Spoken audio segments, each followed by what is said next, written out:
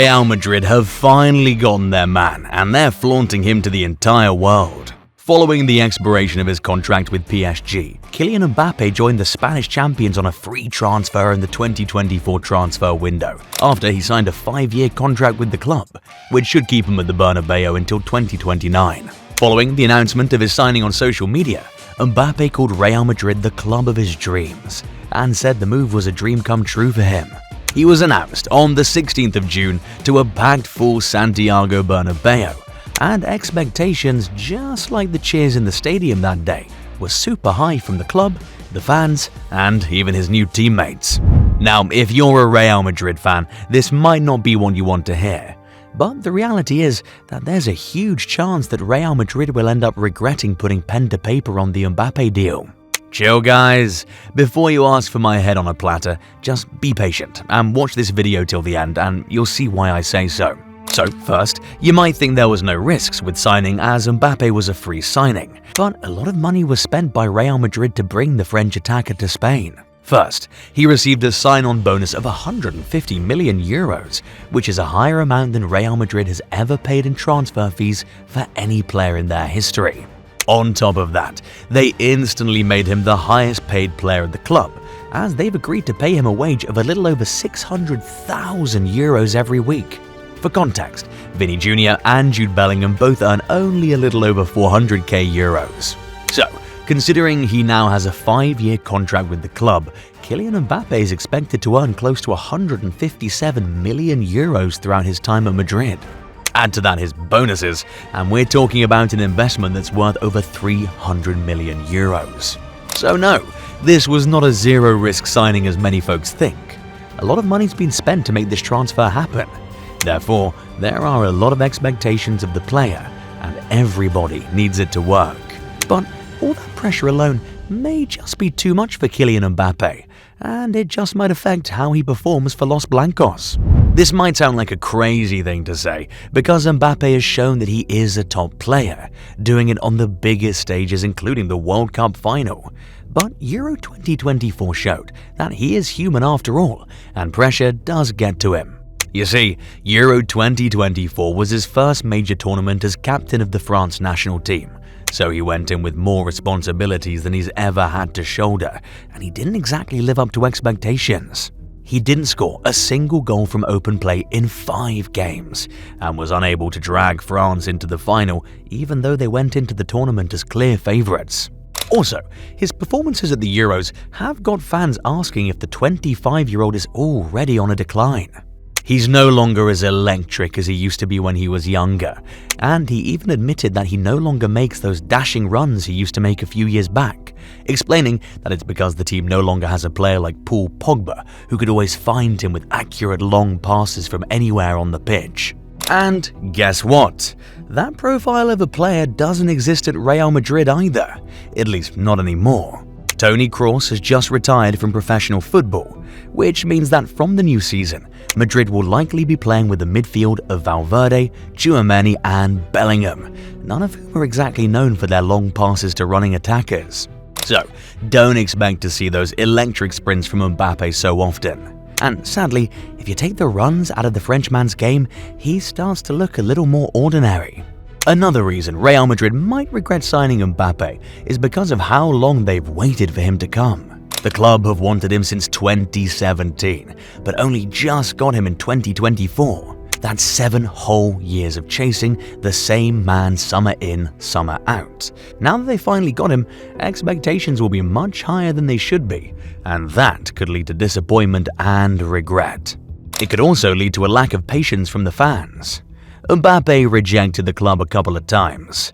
Now that he's finally there, the fans would want to see him dazzle from day one.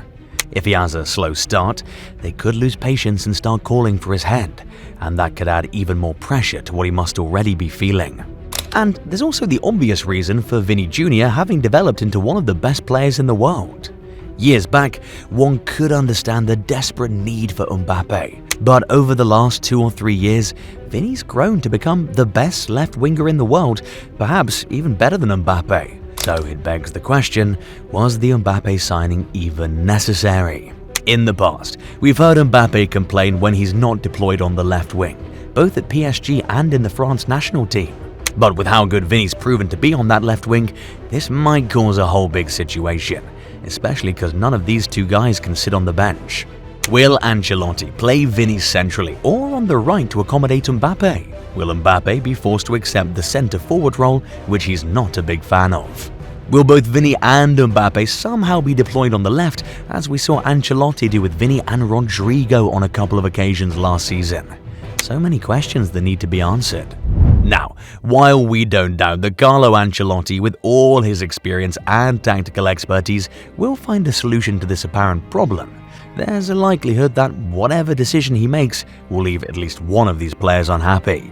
And when you have one or two of your biggest players unhappy, you know you have a real problem on your hands. Speaking of big players, with Mbappe joining, there might just be too many of those in the Real Madrid squad. Vini, Bellingham, Modric, Rodrygo, and now Mbappe. These are pure superstars in their rights, and we hear that the club wants to add to that pile of superstars by possibly buying Trent Alexander-Arnold and Alphonso Davies. Mind you, they still have youngsters who could soon grow to be real superstars themselves, like Endrick and Arda Güler. As the saying goes, too many cooks spoil the broth, and there's a huge possibility that that could be the case with this new Real Madrid team. And it's not even crazy to say this about Madrid. We've seen it happen on more than one occasion in this century alone.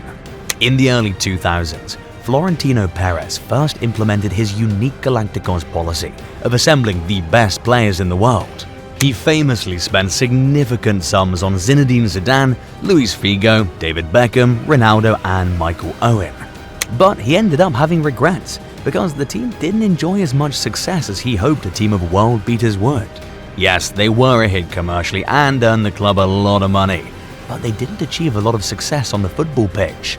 This lack of footballing success of the Galacticos forced Perez to step down as club president in 2006. Yes, that's how bad it was. He would end up returning to regain his seat as president in 2009, and once again he implemented the Galacticos policy, buying Cristiano Ronaldo, Kaká, Karim Benzema, and Xabi Alonso all in the same window. The following year, he added Mesut Ozil and Angel Di Maria to that already incredible squad. Bear in mind that they were adding them to a team of stars that featured Raúl, Iker Casillas, Marcelo, and Sergio Ramos. That crop of big-name players looked unstoppable on paper, but they still failed to stop the dominance of Barcelona. In fact, in 2009, they lost 6-2 to Barcelona, and the following year the scoreline was 5-0. And you know what the crazy part is?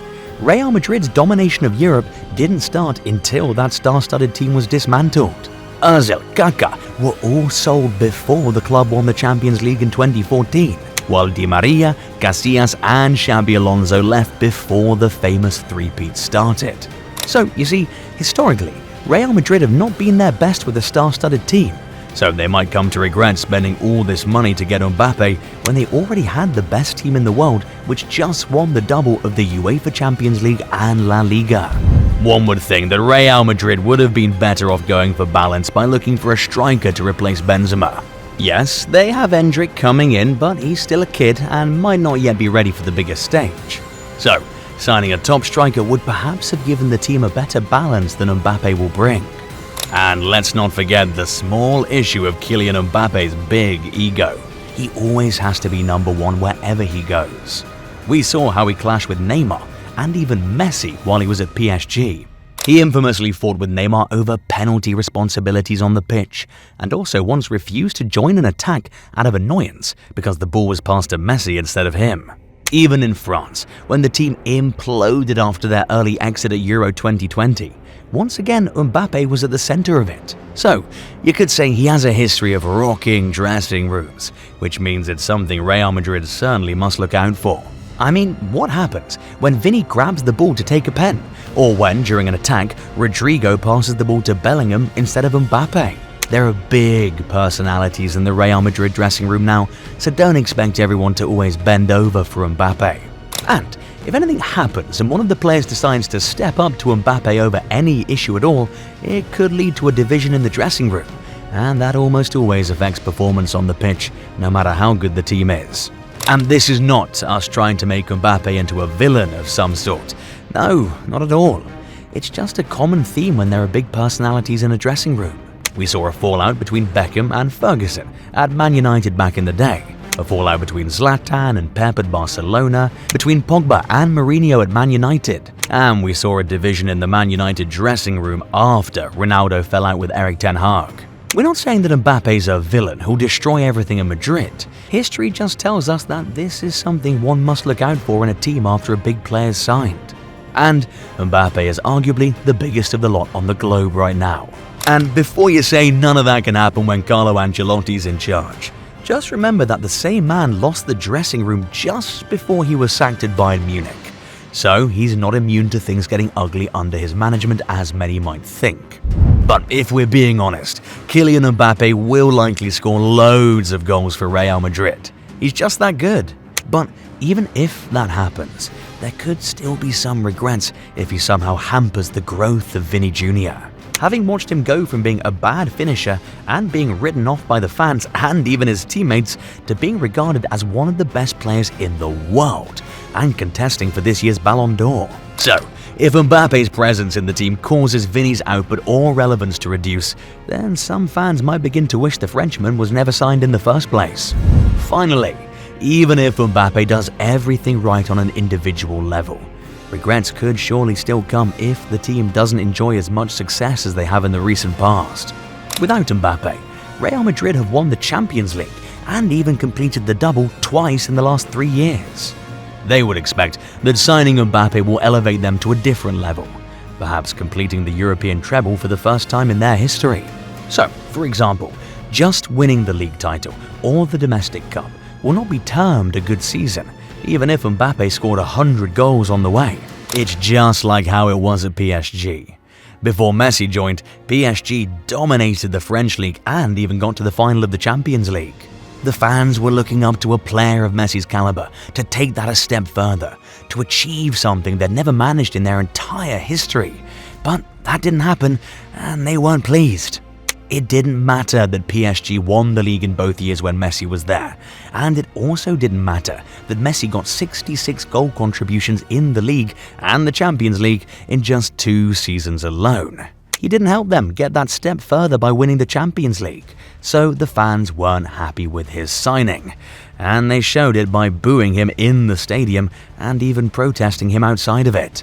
So, best believe, if Mbappe doesn't elevate Madrid beyond the level they were at when he joined, he could be getting the same treatment from the Madrid fans. And if there's one fan base who can surely boo and whistle their players, it is the Madridistas.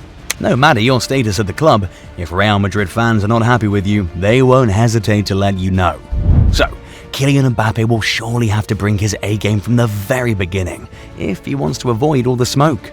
Summarily, there's still a huge possibility that Real Madrid would end up regretting signing Mbappe. And he won't even be the first superstar player a big club has regretted signing in recent history. PSG regretted signing Lionel Messi. Man United regretted signing Jadon Sancho and Cristiano Ronaldo in his second stint. Barcelona regretted signing Antoine Griezmann, Philippe Coutinho, and Ousmane Dembélé. Atletico Madrid regretted signing João Felix. Chelsea regretted signing Romelu Lukaku. And even Real Madrid themselves certainly regretted signing Eden Hazard. Will Kylian Mbappe join this unpleasant list of players after his move to Real Madrid? Hop in the comments and tell us what you think. And like the video if you enjoyed it.